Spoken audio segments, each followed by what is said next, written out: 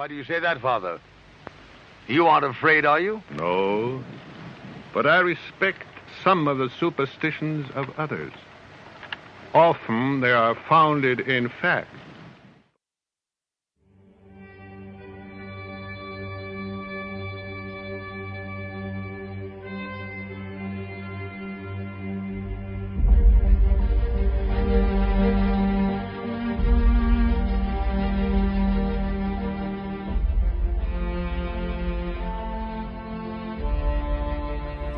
This is your time. This is your call to arms. For the Cryptid Connection is your voice. I'm your host, JJ. And I'm your host, Steven. Welcome to Cryptid Connection. Let's get this chat started.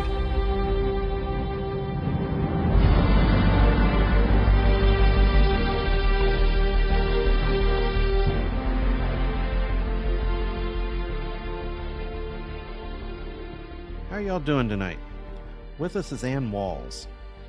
And you are one of the major organizers of the Huntsville, or I guess it's the Southeast Texas Bigfoot Conference. You've done it now for 2 years, am I correct? Yes. Okay. That's how most people are going to know you. You're also part of you have your own little research group that you're part of. It's Squatch Dogs, correct?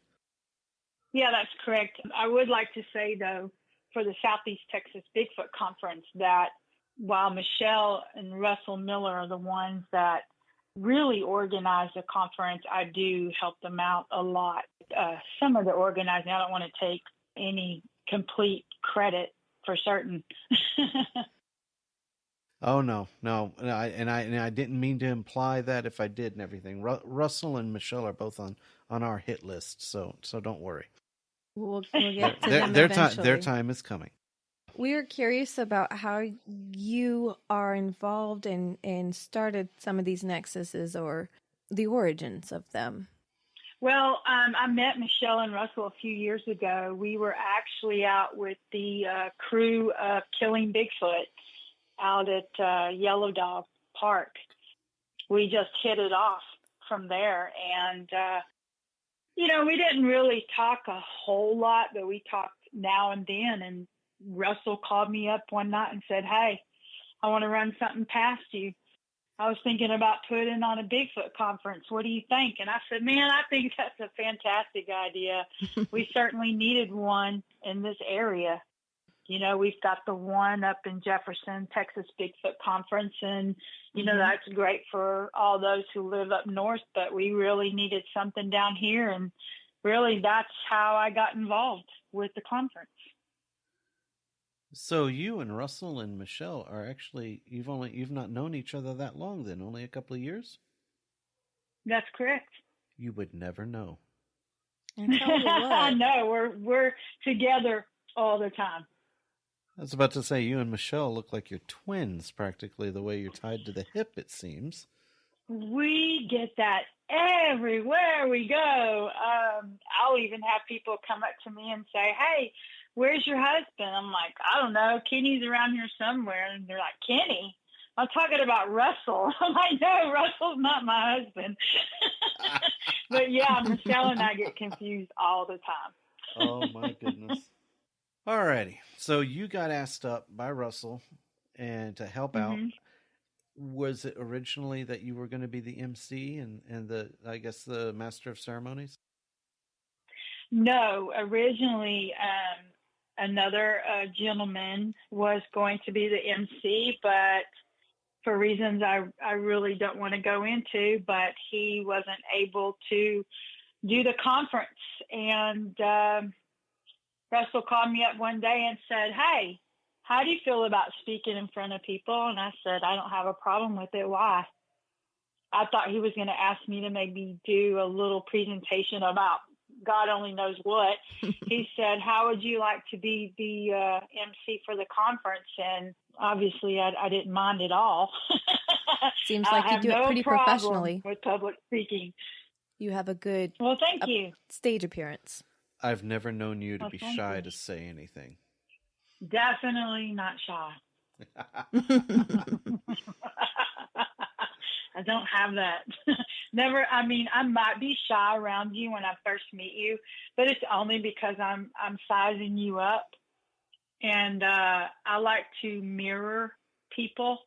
So if you're very, very quiet, I'm probably going to be very quiet with you, because I know I have such a high energy level that for someone who's quiet, that can be overwhelming. So Are you trying I to try tell to me? mirror myself. Are you trying to tell me that in person I'm very loud and obnoxious? I'm sorry, I couldn't resist that. I kind You of set figured yourself that up you for were. that. I wouldn't say obnoxious, but I figured that you were a funny guy. So More I so than I mirrored probably intend to be. Oh lordy. Okay. Anyway, all right.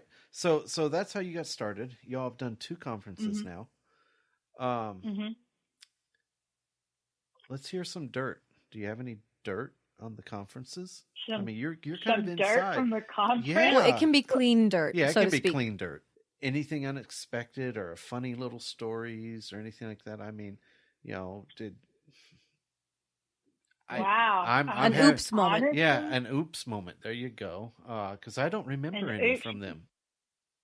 The only oops moment really that I had was last year. We had these little green balls that we were throwing out in the audience. And if you caught one, we would give you a door. Well, we did that this year too. But at the very end, we were throwing them out, come get you a door prize. And I had one in each hand, and I just said, okay, everybody, hold your balls up. And everybody just started laughing. And I'm thinking, what's so funny? And I guess they took it as, male I don't see why they would think that was funny at all. Oh. I didn't get it. It was a blind moment. But, yeah, I mean, the conference, it goes pretty smooth, believe it or not. I prep a lot.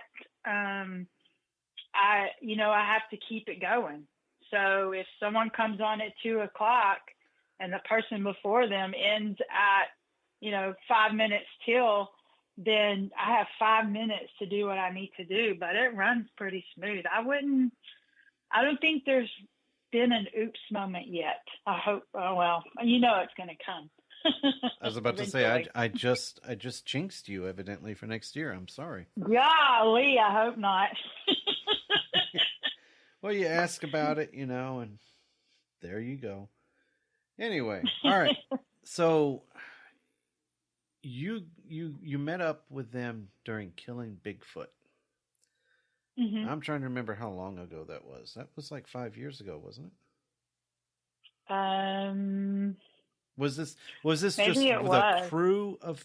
Was this just the crew of killing Bigfoot, or was this actually when they were filming the series?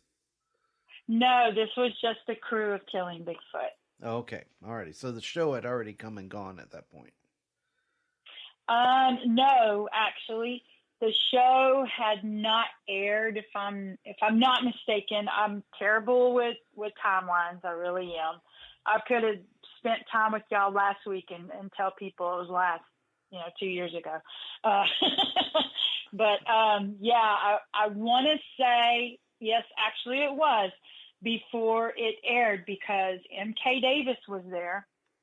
And he was giving us a presentation, and I wasn't allowed to go live or anything because of the contracts that he had signed saying that he was not allowed to divulge any parts of the show yet. So, yeah, it was before the show came out. Okay. You've broached the next subject. You weren't allowed to go live. That, I'm assuming, is a reference to your podcast. Am I correct? What do you mean, a reference to my podcast? Is it not? Oh, well, I thought, because you have a little sideshow you put out every now and then. And you said because MK had these contract obligations now that you could not go live. And so I was assuming that meant some sort of either a broadcast or something like that. It was literally just a Facebook Live video. It didn't have anything to do with Sasquatch Sessions. I really just started Sasquatch Sessions not that long ago. And it's just It's not a podcast. It is just me and whomever sitting down with a digital recorder and them talking about their experiences. A lot of people don't like to be on the radio. They feel intimidated in a situation like this. They feel intimidated with interviewing. They just want to sit down in the comfort of their own home or campfire or whatever and just vomit their story. And where that's can we what find Sasquatch this? Sessions is about. It's on my website, squatchdogs.com, and there's quite a bit of information in there. Hey, when you're allowed unlimited pages, you're going to take advantage of it. All righty. So you've been doing Sasquatch Sessions. How long have you been doing that? And the Squatch Dogs in general? I haven't even been doing Sasquatch Sessions that long.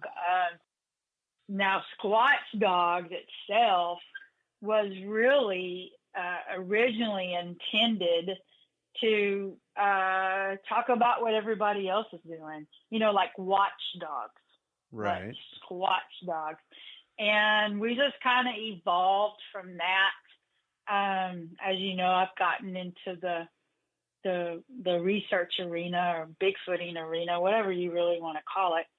And I think you and I have had some conversations before. As you know, I'm new to the research area. Correct. And I'm still learning, but I still like to talk about what other people are doing on my website. So what got you into the research? What got you interested? Yeah, how'd you get hooked? Well, I've always been hooked. Golly, when I was a kid, I saw Legend of Boggy Creek and scared the crap out of me and my sister.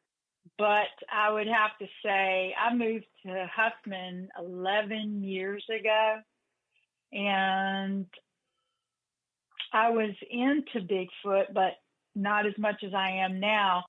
I didn't really get going until I had my first sighting, and that's when I went down the rabbit hole.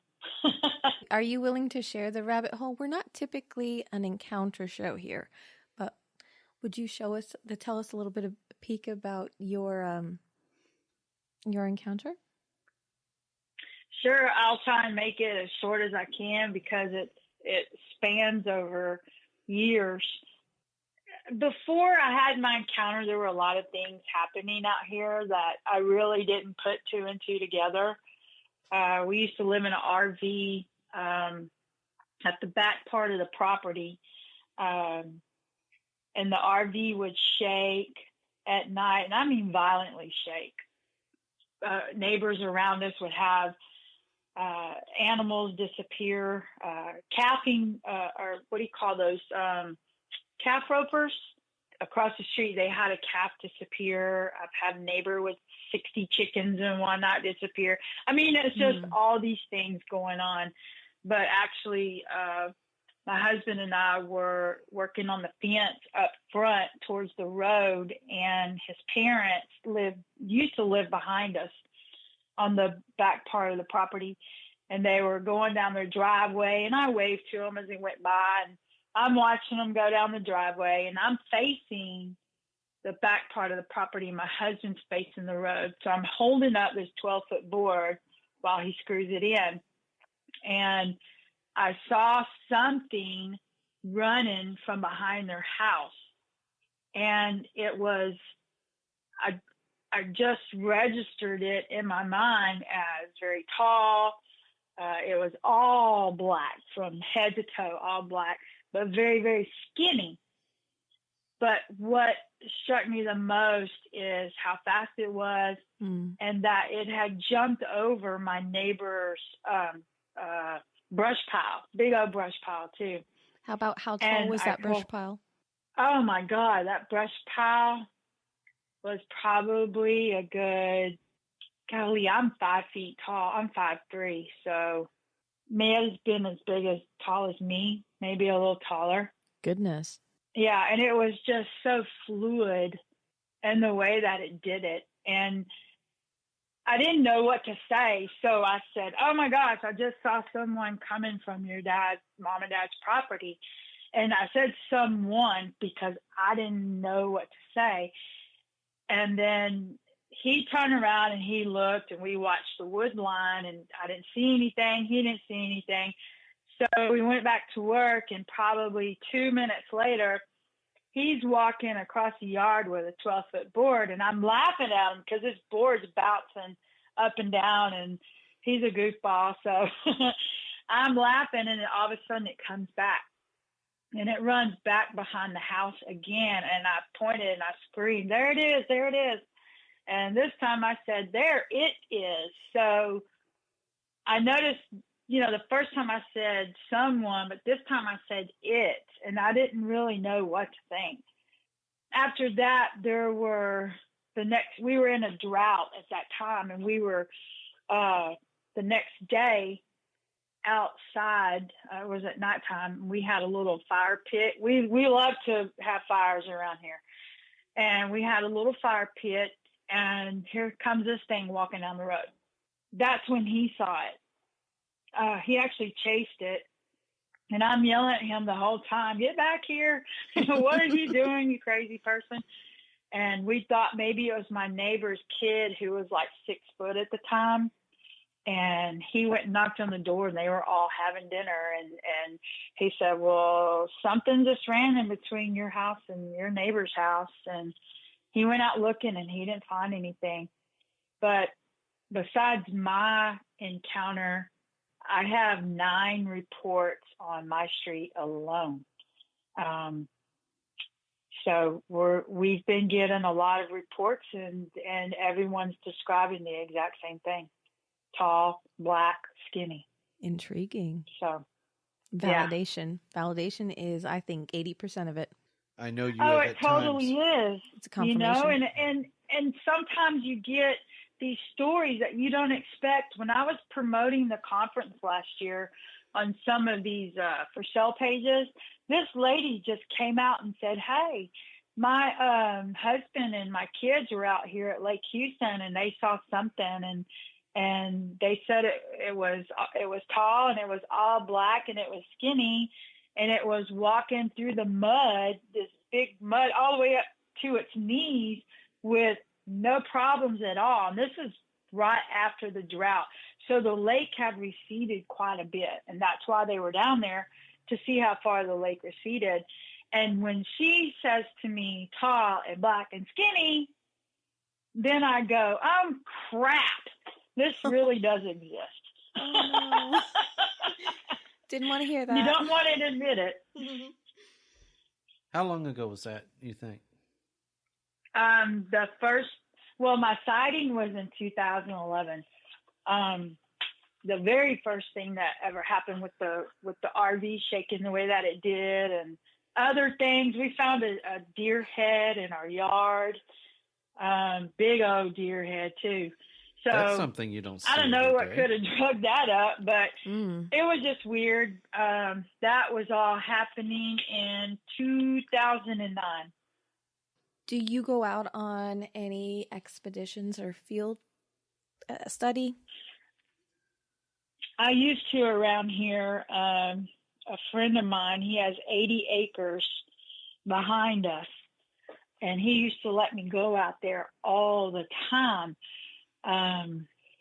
It's the only thing that's ever happened out there is I've heard some whoops.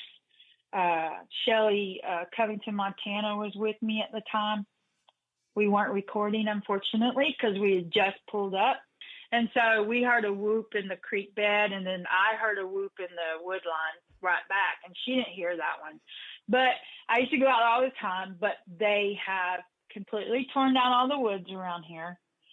So I imagine anything that's around is going to be pushed further back. So now I'm kind of without an area, and I'm not really sure where I'm going to go now. But I just went out on an expedition this past weekend with Sisters of the Moon in Oklahoma. Ooh, I'm almost jealous. We should be. It was so beautiful. So I was about to say, don't lie. You know you're jealous. I bet it was an interesting time. Speaking of Speaking of Sisters of the Moon, they're an all-female research group, which is unique in this field of interest of the hobby of cryptid. Tell me about being a female in this field. What are some challenges that you have faced and overcome? Oh, dear Lord. I'm probably going to offend some people, but... Oh, go right ahead and offend. It's okay. It's only your friends that are going to hear this. Open mic. We can always edit. Okay. Well, here's the thing that I've discovered, and no offense to you, Stephen. What did I do? I find that...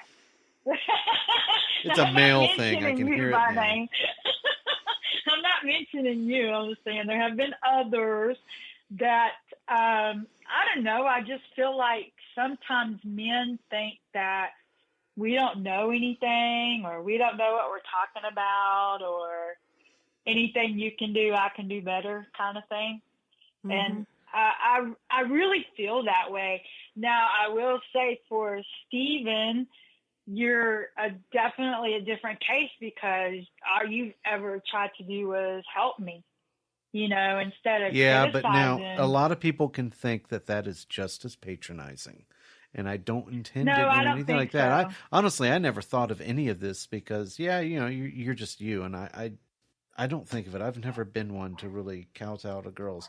The only thing that I'm notorious of, and my wife is looking at me, I'm a little old-fashioned in that if it's a mixed group and we're on the trail, I tend to like to have the women towards the middle.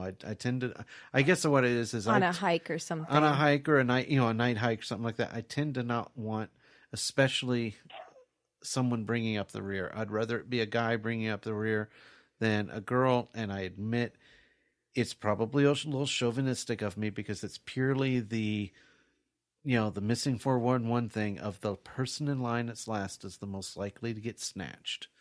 And so it's just, let's put let's put one of the real ugly fat old guys out there in the back who can't run. No. Yeah. I'm sorry, myself especially there, That is the. I don't feel like that. I don't feel that that's chauvinistic of you. I really don't. I mean, I'm a bit old-fashioned too. I don't see it that way. I'm more than willing to be in the middle, buddy. I can tell you that. I'll tell you what. Jennifer used to be that way. Jennifer used to be that way, and now I think she's gotten rubbed raw by it. Because now she will purposely go to the back of the line or she'll go to the very front of the line. I grew up in the woods. Nothing ever happened to me. I'm still on the skeptic side, but I'm interested. She needs to be scared. She's had a tree possibly pushed over right not far from her, right in front of her eyes. Okay. She's had a rock thrown right at her. She's had all this. She's heard a bunch of stuff. What she hasn't seen is something pop out from behind the tree and go boo. Yeah. And yet she's saying, "Oh, I'm still a skeptic here," and it's okay. And it's cool. She's being healthy because even after all the encounters that I've had, and I mean, I didn't even touch on half of the things that go on around here. And I always say this, I know it sounds so fantastical because you're lucky enough or unlucky enough, however you see it, to just have the one. But I can sit here and give you 9 reports just on my sheet alone. And sometimes I feel like this can't be real. So I feel like you, Jennifer, sometimes I feel like a skeptic, which is weird because I've had a visual. I don't know what, I think I just am probably in denial more than anything. I don't want these things to exist, but yet I still go out there chasing them. Mm-hmm. I'm intrigued enough to be out there as much as I possibly can as well. I just haven't had that, pop out in front of me kind of encounter. Yeah, it's I will tell you this though. You know, I live in a wooded area. If you Google Earth my house, you'll see nothing but woods forever and ever and ever. I still, to this day, whenever I walk outside, especially on the back where there's almost no lighting, I still will scan my area before I even walk out the door. I don't want to be surprised. Mm-hmm. That's seriously, simple prudence. That's just simple prudence. Don't feel bad about that. I think it's just scaredy-catedness. Well, okay, if you want to go there. It's true. I'm not kidding. Every time dogs bark, I get up and I look. I go outside and I look around. I will turn all the lights. Sometimes I turn all the lights off and I dress all in black. I'm not even kidding you. I will put on black pants, black shirt, black hat, pull my hair back, black shoes, everything. And I will sit on my patio and just listen and look. And I have 5 dogs, by the way, and I will pull out one of my dogs outside with me, and sometimes they bark at the woods, and I often wonder, okay, what is it that y'all see that I don't? Do you hear this, Sasquatch? There's Ann the ninja waiting for you. I have never, ever heard of vocalization out here. Never. Now, my sister says that she has. I've heard when Shelly was over here at another time, this was actually last January, we were out on the patio, and I thought that I heard a wood knot kind of behind us a little bit. It's off to the right, but back behind the house. And I said, "Did you hear that?" And she said, "Yeah." I said, "Didn't that sound like a wood knot?" She said, "No, I think it sounded more metallic." I said, "Okay." Then 30 seconds later, bam, a wood knock in the wood line. And she turned around, she looked at me, and she goes, "Now that was a wood knock." So we were excited about it. But, you know, we sat there and we just waited to see what would happen. I mean, that's not my property that it happened on. And I know the people who own that property, and if they didn't know I was back there, I guarantee you they would shoot my ass. Don't you love neighbors like that?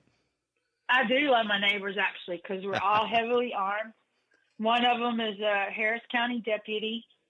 I've got a DPS down the street. I've got cops all over around me, so yeah.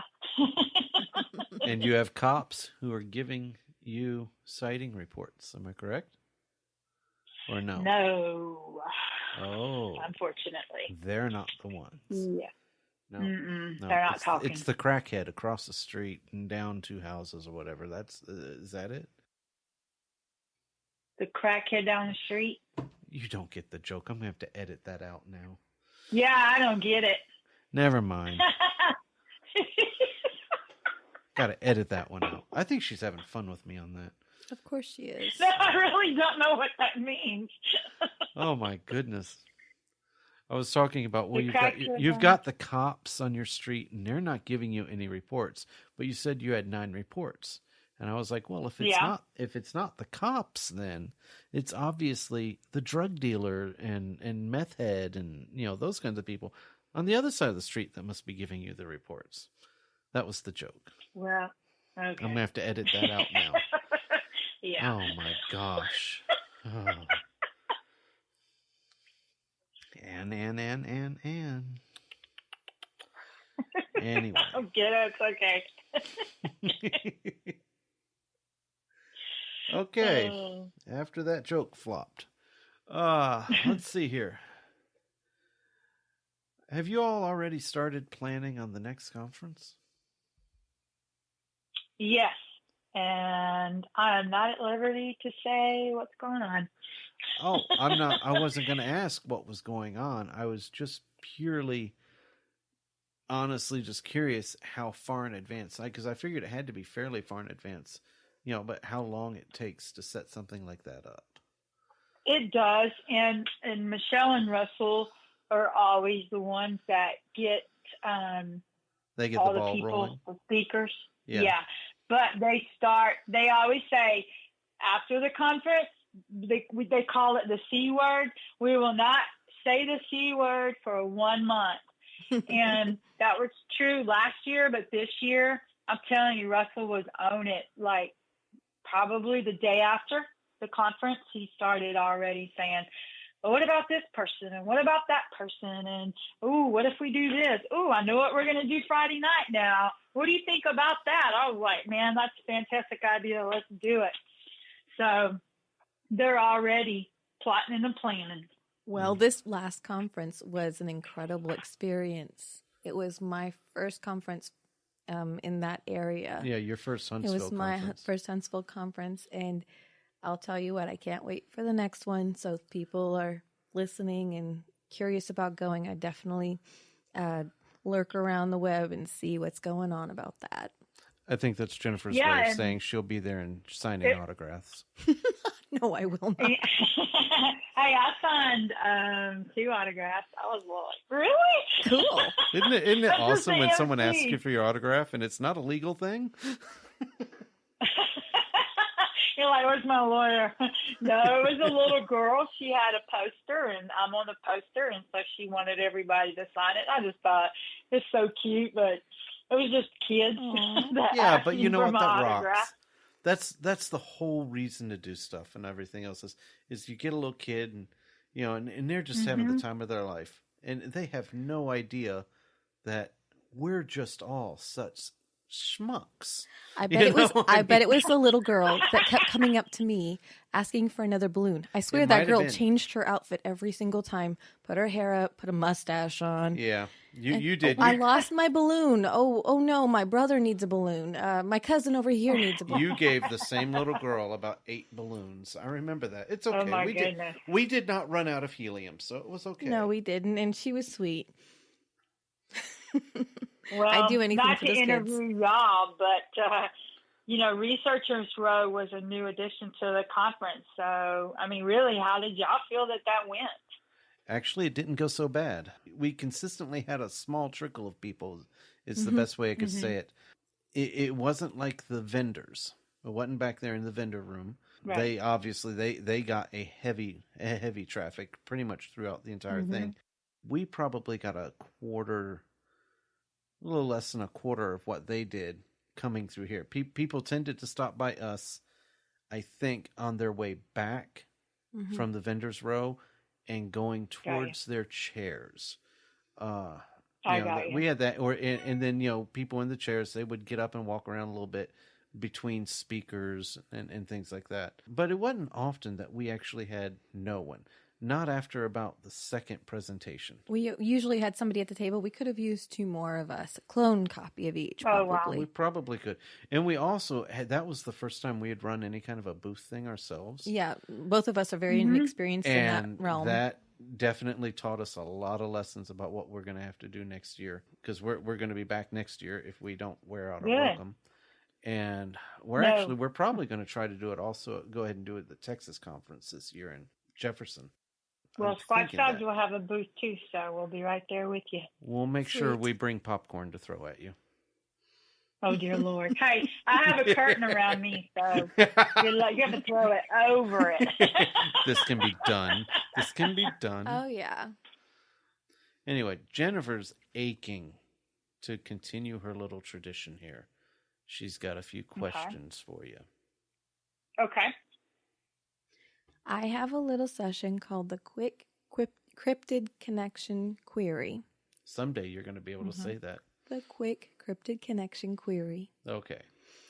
It is a little game that I have modified from another podcast that I listened to. What it is, it's going to be a list of cryptids that you may or may not be aware of. If you are aware of them, or believe in them, I want a yay. If you think it's bunk, or you've never, you don't believe in it, or it's just one of those legends, I want a nay. And if you've never heard of it, I want to say what? Say what? Okay. Yeah, you get extra points for how creative you are with the say what. Oh, wow. Okay. In this list, I have 2 Easter eggs. One of them was a former cryptid, but now a known animal. And the other is one of the many names, or a cousin of, the Bigfoot creature. So let me know when you're ready to go, and I'll start naming names. You can say yay, nay, or say what. Okay. Salawa. Say what? Luska. Say what? Morosi. Say what? The Rougarou. Yay. The King's Tie. Say what? Dingo Neck. Say what? Oh, God. Satyr. Say what? Thunderbird. Nay. Gambo. Say what? Jersey Devil. Yay. Milta. Say what? Selma. Say what? Tommy Knocker. Nay. Menehune. Say what? Huggin' Molly. Say what? The Frilled Shark. Say what? Goblins. Say what? Melonheads. Say what? Capolobo. Say what? Yeren. Yeah. Very good. You have completed the quiz. Can you tell me which was the Bigfoot creature? Yeren. Ding, ding, ding. How about our formerly known cryptid, but now confirmed realistic creature, known creature? Well, since I didn't know most of those, Not to put you on the spot. Rougarou. Actually, the Rougarou is a werewolf-type creature known out of Louisiana. It was the frilled shark. The frilled shark had several sightings back in the early 1900s, and it was confirmed here in the 70s as a real creature. And it really is kind of funny looking. Mm-hmm. See, I don't know anything about other cryptids. Isn't that terrible? You're solely a Bigfoot chick. You're just a Bigfoot. I am. You I admit it. like those big hairy men in the woods. Yes, I do. Dear Lord. I told you that this was going to be an experience. We're getting It a little is. worse at this, actually. The more we go on, we're just getting worse and more obnoxious. It's terrible. That's what the fun is all about, though. That's right. Yeah. Oh. All right. When you do go out, if you go out, how many people do you usually go in your group? On a normal basis, 4, 5. You like the small groups? I think it's too much, but typically it's my group in Southeast Texas Bigfoot. So there's 3 of us in mine and 2 in there. So that's a typical thing for us. 3 in yours? I thought there was 4 in yours. Do you not claim your husband? No, it's me and my husband and Big Dog. That's in Squatch Dogs? Uh-huh. I thought Russell and Michelle were Squatch Dogs. No, they're Southeast Texas Bigfoot. I'll be darned. You see, I thought it was exact opposite. I was thinking Big Dog, because he's always been Southeast Texas Bigfoot as far as I was concerned. You should see that light bulb light up there, Ann. It's pretty bright. It is. I've always thought he was Southeast Texas Bigfoot. No. Oh, my He was goodness. never actually part of a group. there was a time that, man, we were getting together every weekend. We would come out here and have a bonfire and make dinner, and maybe we would go out, and maybe we wouldn't. I don't think I've ever heard of a group not claiming Big Dog. Oh, let me tell you what. Big Dog is one of those personalities that everybody knows. Everybody loves Big Dog. If you don't like Big Dog, then there's something wrong with your wiring. Yeah, that's very true. Yeah, we snagged him real quick. Yeah. Now, he likes to go out, on his own, and, and that's fine. We don't care nothing about that. That's fine. But he's another one that you might want to talk to about his encounter, because I'm going to. He's good. On the list too. Most everybody, for our first shows, our first 20 or 30 shows, it's going to be everybody in our region that we know, because everybody's relevant. Your circle. Yeah, as far and as it expands out and we get more and more people from outside of the region, we're going to include them too. Not to sound terrible, but I'm trying not to get people like Shelley or like Chris. We want the average Joe Bigfooter. Exactly. We're looking for the ones that are actually doing it behind the scenes. Never get they never get a spotlight on them. They don't they're just doing it for their own reason. Whatever. It's the everyday Joe Squatcher, because they're the ones who really make this go forward and fun. We are intrigued in what causes their intrigue. That's right, because one of them one day is going to prove it. Mm-hmm. Well, I can tell you that Shelley's out there way more than any of us. Now, I'll agree with you there. She's out all the time. Yeah, she spends her summers in the Pacific Northwest. And if I was allowed to tell you the things I could tell you. That's okay. Yeah, I know. It sucks, and I wish I could just blab it out, but... No, it's okay. We'll leave it at that. We'll leave it at that. That is a teaser for a future episode. Don't worry about it. Absolutely. So, besides the conferences, besides your Sasquatch... Squatch dogs? Squatch dogs. Mm-hmm. No, and besides your interviews that you do... Mm-hmm. I apologize. I didn't write it down. What? What are they called? Sasquatch sessions. Thank you.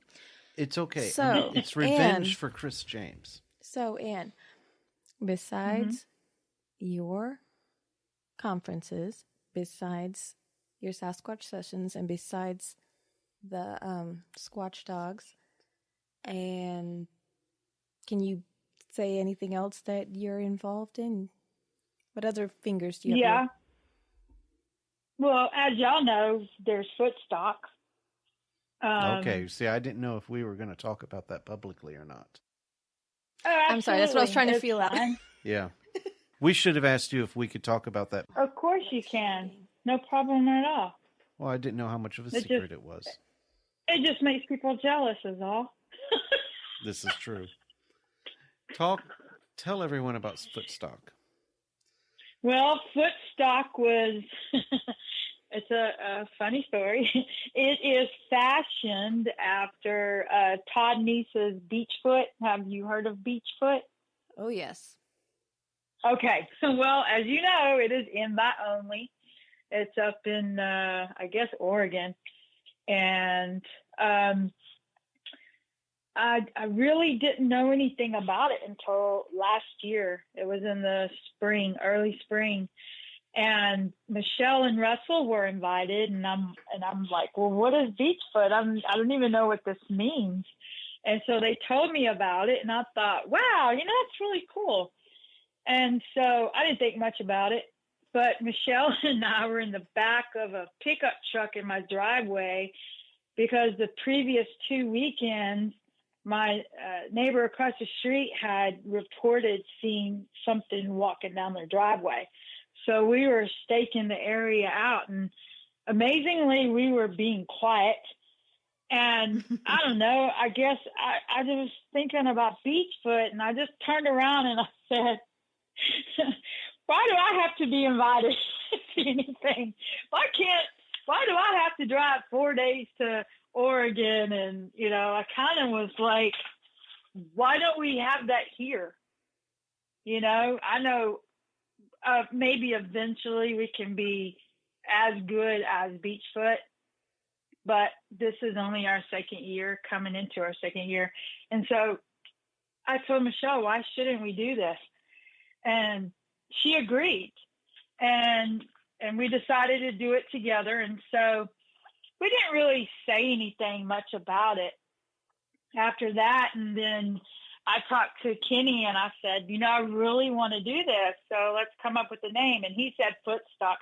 And I actually said, that is stupid. We are not calling it Footstock. That is just dumb. And so I forgot about it and I brushed it off. It's still in the back of my mind. So then I called Michelle and Russell answered the phone and I said, hey, Michelle and I were talking about doing something like Beachfoot. And he said, what are you listening to our conversation? We were just talking about that. And so we all tried to come up with a name. And so eventually it came back to Kenny's Footstock. So it is for whatever you want to call yourself, a researcher, a Bigfooter, whatever you want to call yourself. That's what it's for. It's for us to help each other out. I don't know if you hear my dogs barking in the background. I'm sorry. But it's really just for us to come together and share ideas and help make I don't know, I guess I want to say, I can't even think of the word, but just to learn more about the species. Mm-hmm. And, I would like to take a more scientific approach to it, rather than just go out in the woods and doing a bunch of whoops and a bunch of knocks. And that's a whole nother story with citizen science, which we can get into later. But that's what Footstock was created for. And it's just like Beachfoot. And maybe one day we can have some more heavy hitters. I don't know. But honestly, I love the idea of our locals. I know, Stephen, you're going to give a presentation on how to analyze audio with the spectrogram. And that is something that we seriously need. Mm-hmm, mm-hmm. We seriously need that. I'm sorry. I am titling my presentation "Spectrograms for Idiots." Spectrogram for idiots? Is that what you just said? Yes, that's what I just said. I'm teasing. Actually, we need it. For dummies. And honestly, we might have someone. It's not in stone, but we might have someone who will come in after you and dive a little bit more deeper into it. Well, that depends on so who it is. So it's going to be like 101 and 102. We'll have to see. Because I don't know actually if you know how deep I'm actually really going to start trying to go into it. I know I make light heart and everything, but I figured we're newbies. I figured I was going to take up 45 minutes to an hour at least. So yeah, whatever. Okay, fair enough. Fair whatever warning. You need. I can tell you this: Footstock last year was a big success. It was. I'm glad. I'm really glad. Y'all did an excellent job. Everybody got together. I know we did not stay at the campground. We stayed out in the woods. We're regretting that. We're not doing that this year. We're going to go ahead and stay at the campground. Honestly, if I was thinking about if you wanted to do that, that's fine. It would just be a Stephen James led night hike. Now we can do that. I don't mind. Now Lone Star Trail's right there, We actually are doing a podcast here soon about hiking etiquette. Yes. Because both of us have very strong feelings about that. Yeah. Been on one too many with one too many crowds and just, there's certain things you ought to do when you like try not to shine your white flashlight directly in someone's eyes Dear Lord, that's why we use red lights. Yes, it is. Yes, ma'am. That's exactly right. And they can be just as bright sometimes, but yeah. They're not as bright. Or green. Mm-hmm. Green is good, but you always have them aimed at the ground. Don't have them aimed up at someone's face. Yeah. Oh. Yeah. Hey, it wouldn't be the first time I thought mine was down and Shelly would reach around and flick that light down. I'm like, sorry. We all mess it up. Whoops. We all mess it up, but at least we're trying. That's the big deal. Mm-hmm. So, but I don't want to. want to hog on that down there because at some point we're going to have a roundtable show, and we're going to be talking about things like that. That would be great. Yeah, we're trying to set that up now. We're going to get 4 or 5 different people, different groups. Yeah, from different groups in the area, and Mm-hmm. we're going to talk about what goes on out in the field and what goes on the field that stays in the field, and then what goes in the field that comes home. And Lord knows there'll be plenty. Oh, isn't that the truth? At Footstock from there, from other groups. Angela Landrum will probably be there from NAWAC. Jeff Stewart's going to be there again. At least I imagine he will be. Who? Jeff Stewart, Crypto Hulk. Yes, he'll be there. He'll be there. Let's see who else is. He's there. a speaker, actually. Is he going to be a speaker this year? Good. Yeah, I haven't made the announcement of everyone, but Jeff's going to talk about.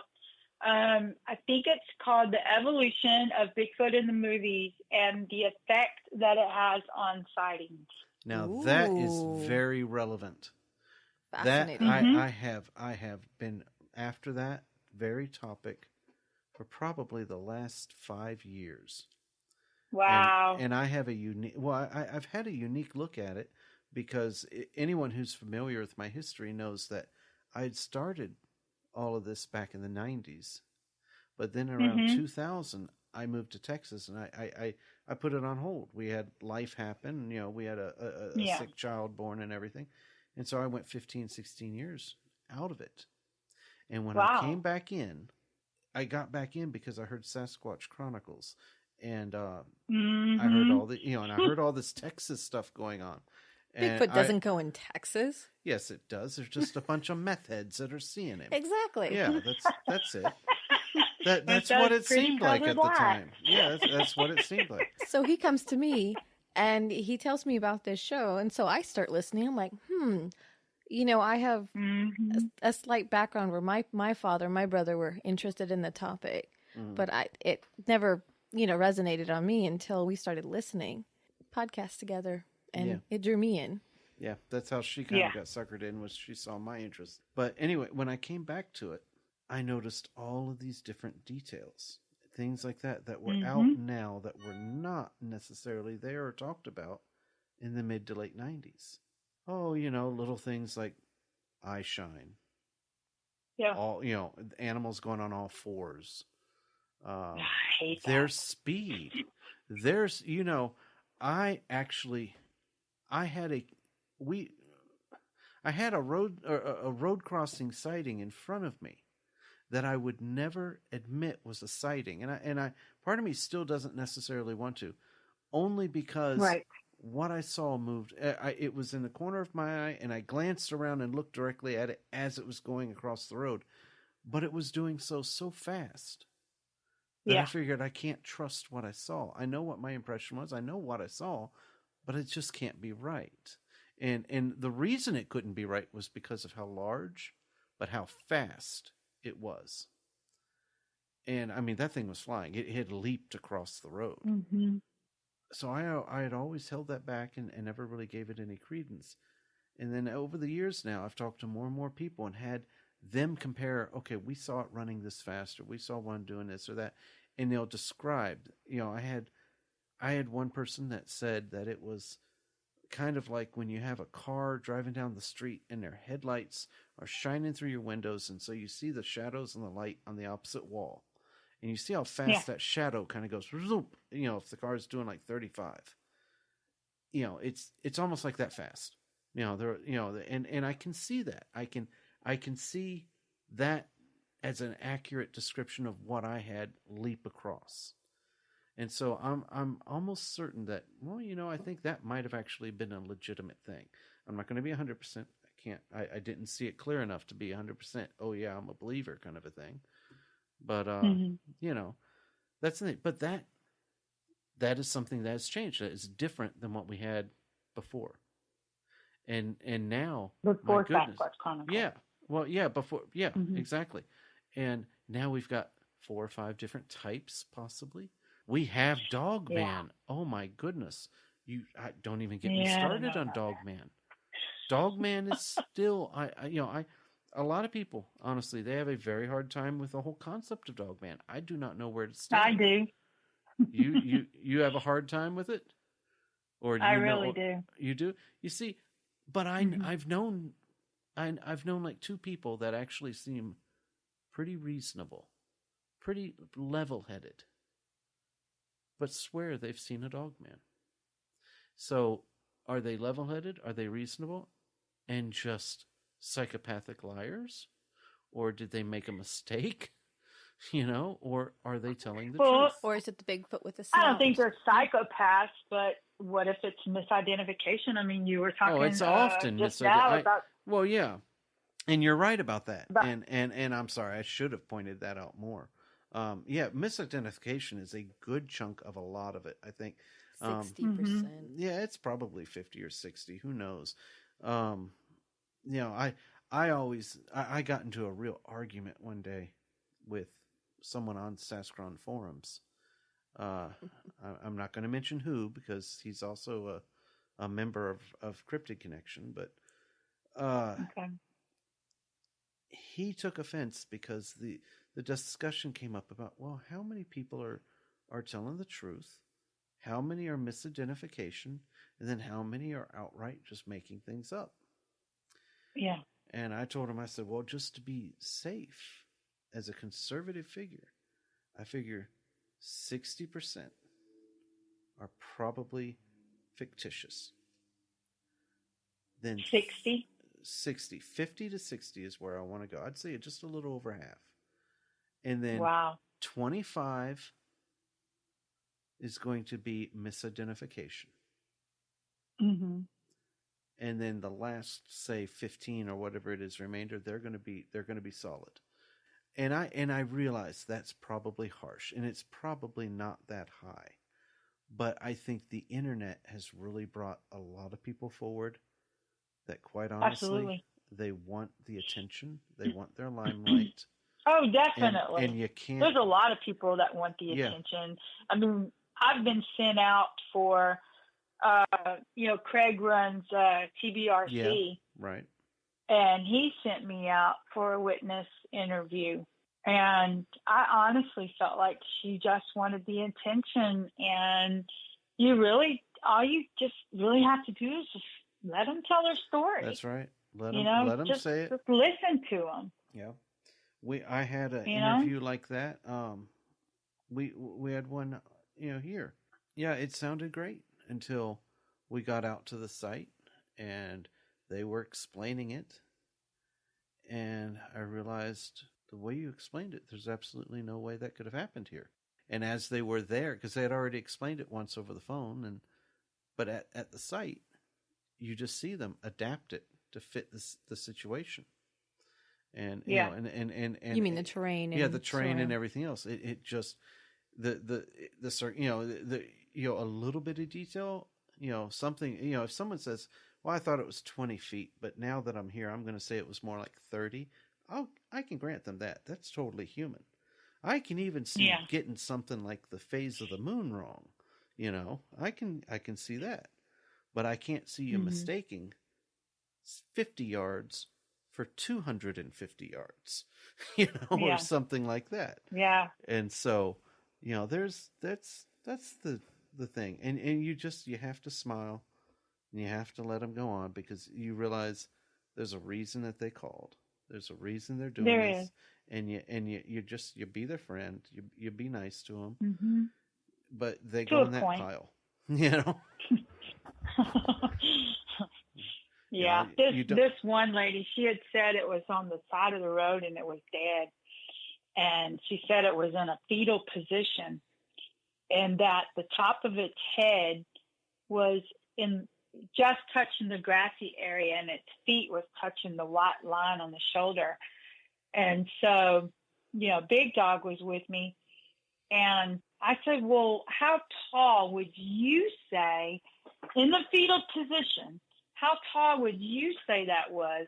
And she looked at Big Dog, and she said, oh, about as tall as him. I said, okay, Big Dog, how tall are you? And he was like, I don't know, 5'8", 5'7", whatever. Mm-hmm. And so we went and measured it, and from the grass to the shoulder line was 11 feet. Whoops. So in the fetal position? Yeah. Do what? If it was fetal and yet one head was over that and the feet were over there, that makes that about an 18-foot Sasquatch. It makes it a pretty fantastical creature. It does. I'd have gotten out of there real fast. Hey, well, the funny thing is she was in traffic. And this is in Hardin County, and this is straight up country, y'all.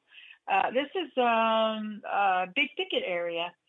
And she said she was in traffic. And I'm thinking, she thought it was a man at first. And I said, my very first question to her was, if you thought it was a man on the side of the road, why did you not stop to either render aid or call the police? Mm-hmm. That's very true. That's a very valid question. Mm-hmm. And why did no one else? So that tells me perhaps it was a hog? Possibly. I could very easily see a hog. I could see that. I've seen hog. I've seen dead hog on the side of the roads many times. Many times. And they are a big, furry mess. Especially if you're driving by. Yeah, you're if not you're driving see... by, they are much longer than you think, especially a good-sized hog. Their body is much longer. They're thick. They're round. And they're furry. They look like a body laying there. I have seen it before. I had one coming home from Ballinger that I watched for about 4 weeks. I would drive past it, and that sucker was just slowly going away. No one ever stopped to get it or anything, and I think it was because it was a 800-pound hog. Thing was huge. It was huge. I don't think the vehicle survived it, but the hog had been left on the side of the road. And that was a huge hog, and it took forever before highway department or somebody finally got the corpse. But it was after it had ruptured. Does. So you could easily say in this area that's a classic misidentification. That would be entirely. Mm-hmm. That would be entirely. You're right. Yeah. It was crawling on all fours. I swear it was. Mm-hmm. Yeah. There are a lot of people. Exactly. There are a lot of people that will claim that they thought it was a cow until it stood up. Yeah. Now I will buy that because I don't see cows stand up very often. I've never seen one stand up. No, I haven't either. Only when they're feeling amorous and they're not standing on two legs for very long. Yeah. What about that one that jumped over the moon? I'm sure to jump over the moon, that cow had to stand up. Yeah, that one jumped. We're not, I'll argue about that one over the moon. There's something fishy about that one. It was on steroids or something. But anyway, all right. But now you brought up a good point. We're sitting here, and the show's not about me. The show is about you. It's not even about Jennifer. But you brought up something there. You've been out investigating actual sighting reports. Yes. You mentioned you want to get a little more scientific. And first off, I want to thank you for that. Yes, ma'am. I know you're actually trying. And I know I am. I have a good idea who some of your mentors are that are pushing you in that direction. And you absolutely know. I figured. And they are well grounded and working they're on their own good way. In fact, I'm pretty sure they just got a new tracking, what was it, certificate rating, something like that? And it's okay. We can talk about that. Oh, okay. Well, all right. My nickname is Shelley Jr. Yeah, that's right. You're Shelley Jr. And and Shelley just went and got another certification. So hats off to her. She sure did. Sure did. She got her level 2 track and sign certification. It's by CyberTracker. And I don't know if you know anything about CyberTracker, but they do search and rescue certification, don't they? Do what? Don't they do search and rescue certification for search and rescue agencies? CyberTracker started with this guy that was interested in tracking, and he thought, who are the best trackers in the world? Who are the absolute best trackers in the entire world? Africans. Yeah. You know, they have to track for their food, don't they? Most of them. Yeah. And so he went and learned from the African bushman and came back here and applied that knowledge. And so now these courses are free. You know, Shelley's done all this wonderful research on it. And while the classes are free, your certification is not.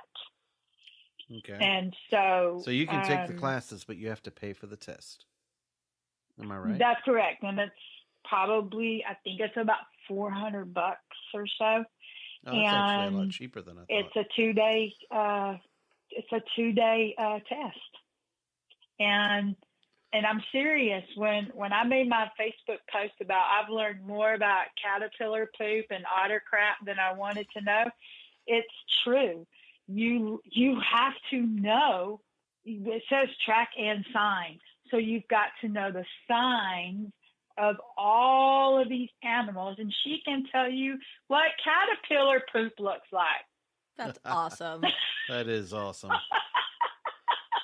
Yeah, it is awesome. And so very proud of her. But yeah, she's pushed me a lot, and we really connected. I met her at the Texas Bigfoot Conference.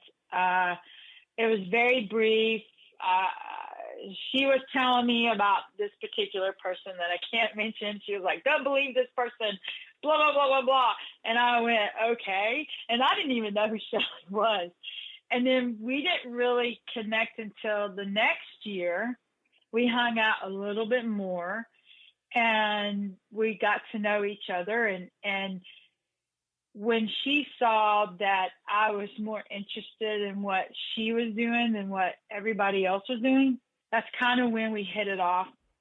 And, you know, every once in a while she'll come down and we'll hang out for like 5 or 6 days and just talk, go out in the woods, go out on the boat, you know, whatever. Mm-hmm. But recently Shelley challenged me to a citizen science project. I don't know if you know what citizen science is, but we do, but please explain for the audience. Well, citizen science is just a platform that anyone, it doesn't matter your education level or your skill level, anyone can create a project. You will have the help of the CitSci community, of other scientists. You can join a project or you can create your own. I would have to say for me, I'll tell you the name of my project and then I'll explain more what it's about. But the name of my project is Assessing the Ecological Processes of Animal Architecture and Timber Structure. Mm-hmm. And really, I'm interested in when people go out into the woods or wherever, they see these structures. I'm interested in trying to determine, okay, are these structures man-made? Are they caused by a natural disaster? Is it made by a known animal or bird or whatnot? And so I've made a data sheet. I mean, I haven't even got my hypothesis ready yet. I didn't even have that created, but I have my data sheets created. I keep adding to it every day. I'm learning every day about, you know, the 7 different kinds of forest and, you know, just things like that. It's not just a study that you can just go, well, you know, I'm going to do this and I'm going to analyze this and I'm going to analyze that. There's so much that goes into it. And I think I announced on Gabe's page, South Texas Bigfoot Investigations, that if anyone had any timber structures or whatever, to give me GPS coordinates so I can go out there and analyze it. And whomever gives me those coordinates obviously gets credit in the study. Mm-hmm. But yeah, Shelley just challenged me to do a study and kind of cloak it so that it's not Bigfooty. You see what I'm saying? Because once you start mentioning Bigfoot, people don't want to take you, especially scientists. They're not going to take you serious. So that's why I came up with that title. But I will tell you, you picked out a very debatable topic within the Bigfoot community. So, yeah, absolutely. Cloaking it with that title is perfect. Yeah. And you know, I don't want to burst anybody's bubble. I don't want to step on anybody's toes. Mm-mm. But the fact of the matter is, a lot of these structures that we see, deadfall. Yeah. You know, and people, they don't want to believe it. But when you have these small trees growing at a curve because there's literally no place else for them to grow. Mm-hmm. And then you have 3 big pine trees around them, and all of those little pine needles are falling down. That's all that it is. Oh, yeah. Yep. It's just deadfall. I know there's a place I was walking in with the SBA guys last fall. It was along a ridge top, and there's a road that goes down the length of this ridge. And as you get in, and there are little roads that are overgrown now for the most part, that are branching off every now and then sideways, they're going out to the fingers of the ridge. Mm-hmm. And we got out and walked out, and at night, the first time we walked into it was at night, and we were following this road, and it was already starting to overgrow and everything else. That, you know, everything was up to your knees and a little above, it seemed like in places. And then it cleared out. And it seemed like you were going in a tunnel because, you had all these trees, little 2-3 inch trees that were arching and bowing over on both sides and then intertwining up at the top, growing past each other.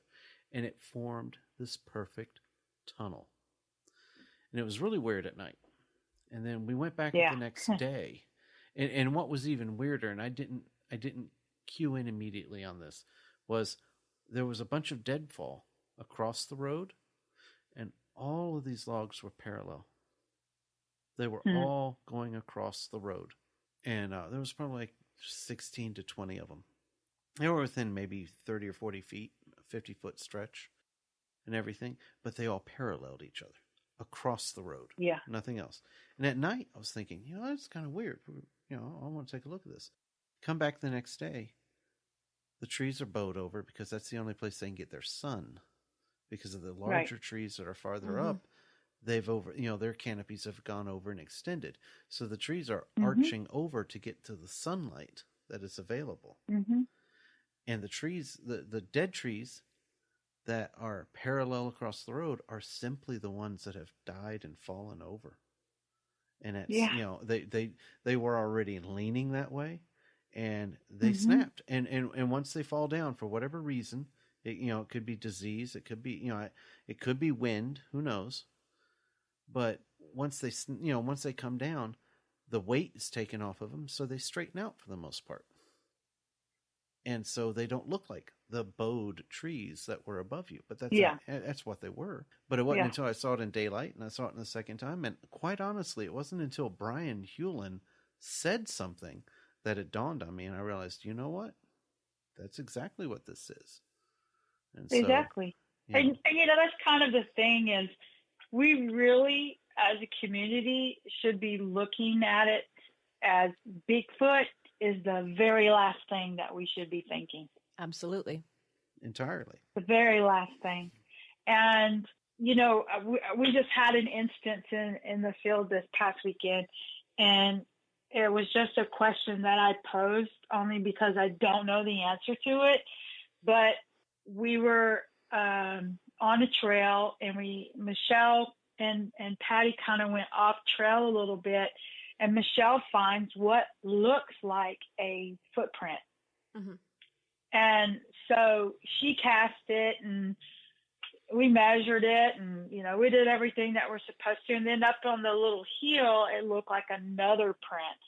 So I said, question, that footprint was on the forest floor. It was not on a trail. It was not in a creek. It was on the forest floor where there's leaves and pine needles and all kinds of things. So how is it that you can find one footprint on the forest floor? That what happens to that forest floor? If I go barefoot through the forest, you're not going to find my print. So why is it that a Bigfoot steps on a forest floor and now all of those things that were underneath his foot are magically gone? How is that? I have never understood that, because you're right. I see people all the time claiming that it looks like a footprint. It's right there. And you're right. Well, where's the debris that's everywhere else? Mm-hmm. Why is it not here? And it's, exactly. Is Bigfoot's foot sticky? Did he step in something back there that now has picked up all of the things? We're going to call him Bigfoot.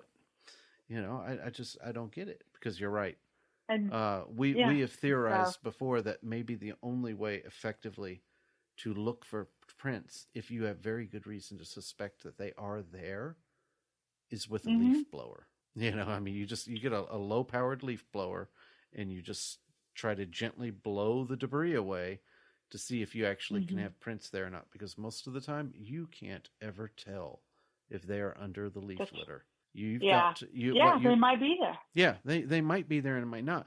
The only thing you can see them with is going to be if you're tracking and you can see a disturbance where the foot had gone, because you do see the disturbance of the litter. Maybe, it's laying a little differently, or, it's been shifted, things like that.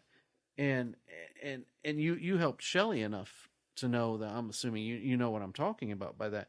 But that's a very difficult skill that 9 times out of 10 we all get wrong. It's a wild guess. There has to be more than just 2 or 3 things in a row that, I think that could be a trail, because 3 of them could be coincidence. So I understand exactly what you're talking about, and people have got to consider that. Yeah, but they don't. I think that's one reason why audio is so popular with people these days. It's because it's idiot proof. It's almost irrefutable. Yes, and it's right there. And anybody can do it. And they're out there and they're great. And they're recording coyotes. Or whatever it is. It's the same kind of a thing. And there's nothing wrong with it. We just have to check ourselves to make sure that we're still being somewhat in reality. And that's another thing is, coyotes are prevalent here. And so, I would like for someone to come up with a database and say, okay, these are coyote howls. This is what they do when they're attacking someone. It's already being assembled. Something, all the different kinds of sounds that they make. It is already being assembled. I was going to say, it's funny you should say that, Ann. Have you checked out the Cryptid Connection? Well, no, that one is not the one we're talking about. I'm talking about, rather, it's not on there yet. You're talking about Macaulay and everything else. But we do have it available. Yes, there for are various databases available, and they're on our website and all that. They're one of the member pages, and you can pull up Macaulay and Bioacoustica and a couple of other websites that, at least for audio, you can go and compare some things. My problem with Macaulay, though, is Macaulay is greatly favored towards birds, and I realize there's more birds than anything, but it seems like they're a little light on the mammal side to an extent. Yeah, I'd like to see a little more, and I really don't. But it's not so much comparing, though. I think that you should live it, learn it, and love it. That's exactly right. You should know every single sound that a coyote makes when you go out into those woods, because how many times, Stephen, have you heard people say, hey, the coyotes were going off, but I don't know, there was something beyond that. I'm guilty How many times of it have you myself. heard people say that? I'm guilty of it myself. Well, I've got recordings of something that every now and then the coyotes are around at the time when it records.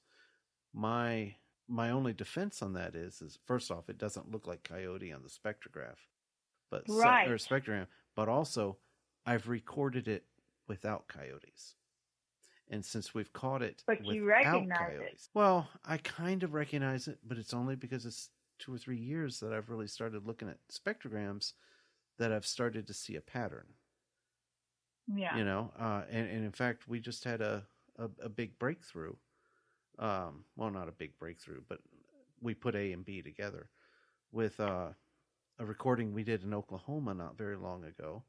And I caught an extraordinarily unusual set of howls and calls and things like that. And even Shelley, because Shelley was one of the people I'd sent it to, even she didn't really know what it was. She, you know, it threw everybody off. And, but then I had one of our members send just completely innocently, didn't even know it. He just said, "Hey, I've got some stuff from this area in Texas that we all frequent." And he's like, "You know, can I send it to you? Can you look at it?" And I was like, "Yeah, I'll look at it." He sends it up, and there is the same guy or same people, guys, culprits, whatever you want to call them, that were in Oklahoma. I've got them down here in South Texas. And it was the first time, because I'd been focused in on that signal because of Oklahoma. And I saw it right there, right before some coyotes started kicking up. And it's like the coyotes kicked up right around the same time it did, but it made 1 or 2 calls, and then all of a sudden it stops. And the coyotes keep going. Huh. But it was identical almost on the spectrogram. You can see it. And, that's crazy. Yeah, it's going to be part of the presentation that I make at Footstock this year. Nice. I can't wait to hear it. I mean, I'm as you very well know, I was using spectrogram completely wrong. And so now I've got to go through tons of audio that I have. Yeah. Hey, don't feel bad. Don't feel bad. You weren't that bad. You only took like 3 minutes for me to show you, oh, no, this is what you're doing. And then once I showed you how to do it, you saw it and you're like, oh, okay. It's really, it's a simpler thing than most people think about at first, especially as a review. Last but not least, let's ask you if you have anything you want to plug. Do you have a personal business out there that you're looking to promote? Or... Yeah, you want to promote Kenny's business? I mean, it's okay because we're freely promoting it on the website anyway. Oh, okay, yeah. My husband and I have our own business. It's called Reliable Auto Glass. We have been doing it for, we're going on our 3rd year. And, you know, they say the first 2 years are the hardest. Mm-hmm. That's no lie. But yeah, we're making our presence known in Huffman. Huffman is growing and business is good, and we'll do some of our friends who are not even close to us. You know, sometimes we'll do their auto glass too. But yeah, we're out here in Huffman, Houston, Bryan College Station. I think 2 hours. A 2-hour drive is our limit right now. Your radius. You cover a broad area. Yeah, we're mobile. That's quite that is an impressive radius, let me tell you. Well, he works a lot in Bryan College Station, which is 2 hours from us. We have a dealership out there and a collision center. Mm-hmm. So he's got to go out there anyway. Fair enough. So we're mobile, but we're hoping to get a shop soon. That has been always a kind of business I think that thrives under mobility. We up here in this part of Texas, we have a lot of mobile glass guys and everything, and that just seems like the new common way of doing it to me. Mm-hmm. But I've heard that you do good windows. You don't put any cracked windows in. You don't scratch any cars. I've heard very good things about. God no. Okay, you can send me my $25. No. And even if we did, we have a $2 million policy, so. Oh, please don't talk about insurance. Do what? Don't what? Jennifer does insurance for a living. She's saying don't do insurance. Oh, don't God. talk insurance. Sorry. That's okay. Yeah. We had a guy, a friend of ours, poor thing. when you take off urethane, you have to use a razor basically to take it off, and around where the window sits, and you're gonna scratch the car, around where the window goes, where you can't see it. You're gonna scratch it. It's a razor, right. So you have to use primer to cover it up so it doesn't rust. Well, he had a bottle of primer, brand new bottle. He was in this brand new truck and dropped that bottle inside of the leather seat truck, and it went everywhere. It went on the ceiling, in the back seats, on the floorboards, and he's probably looking at about a $10,000 claim. Oops. Yeah. Oh, my goodness. Those are horror stories that I hear, and I tell Kenny, please just be extra, extra careful. Oh, yeah. That insurance will rise. I don't want to use the insurance. No one ever wants to use insurance. Golly, it's nerve-wracking sometimes. Oh yeah. All righty, we're gonna let you go. We've tied this up. We're gonna have you on again. I'm sorry. It's just doomed to happen. But we really appreciate you giving us the time and telling us a little bit about your story. Yeah, we surely do. Thank you. You're welcome. Thank you very much, I enjoyed it. All right, we'll be talking to you soon. Have a good night. Okay, you too. All right, bye-bye. Bye-bye. He always misses when he's aiming at the target in his head. And every broken man finds his idle hands grasping at tomorrow's promised land.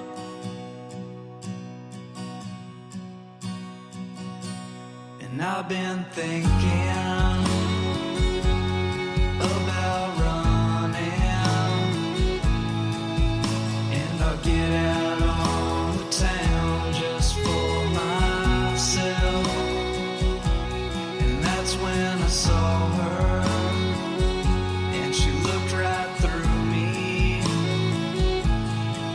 And when I said I do that day, I really do.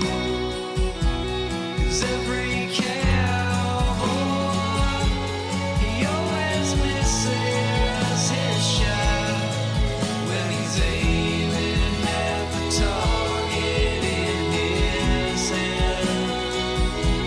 And every broken man finds his idle hands grasping at tomorrow's promised land.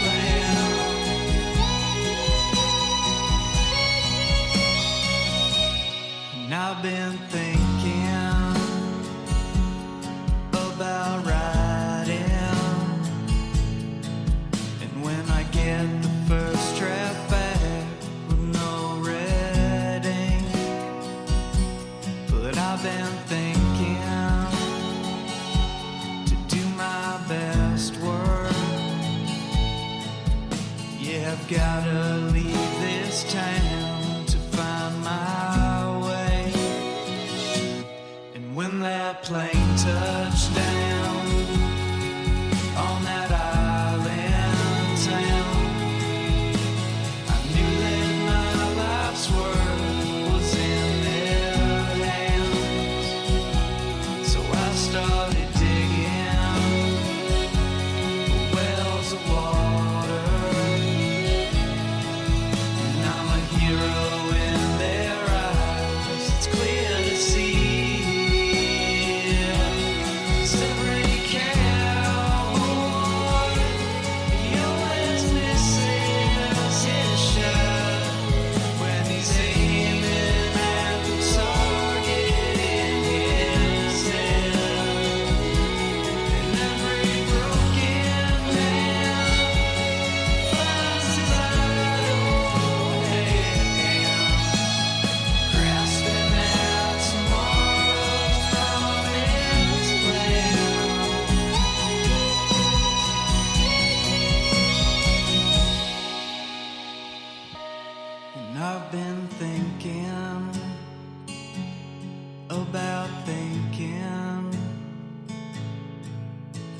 the time that I have wasted sitting here. 'Cause I've been thinking that all this thinking is the thing that keeps me further from myself. The music and soundtrack for the opening is from Epic Film Score by Alex Kaskin. The closing credits are Every Cowboy by Cellophane Sam.